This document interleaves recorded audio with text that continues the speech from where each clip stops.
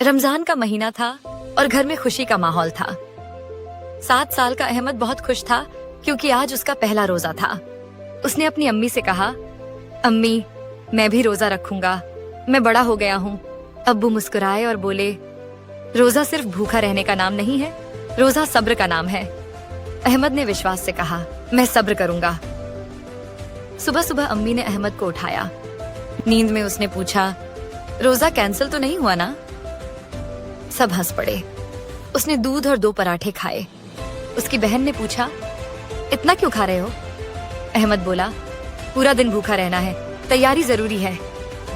दोपहर तक भूख और प्यास लगने लगी। अहमद चुपचाप रसोई गया, फ्रिज खोला और पानी देखा, फिर धीरे से बंद कर दिया। उसने दिल में कहा, ये रोजा अल्लाह के लिए है, मैं नहीं तोड़ूंगा। उसकी अम्मी गर्व से उसे देख रही थी। शाम को अहमद दोस्तों से बोला, आज मेरी रोजा कुशाई है, सब आना। एक दोस्त ने मजाक किया, अगर बीच में तोड़ दिया तो? अहमद ने कहा, मैं मजबूत हूँ। मगरिब की अजान पे सब दरी पर बैठे। अहमद ने दुआ की, या अल्लाह, मेरा पहला रोजा कबूल करना। उसने खजूर से रोजा खोला। अब्बू ने गले लगाकर कहा, हमें तुम पर गर्व है। अहमद मुस्कुराया और बोला, कल फिर रोजा रखूंगा, लेकिन 2 पराठे कम खाऊंगा।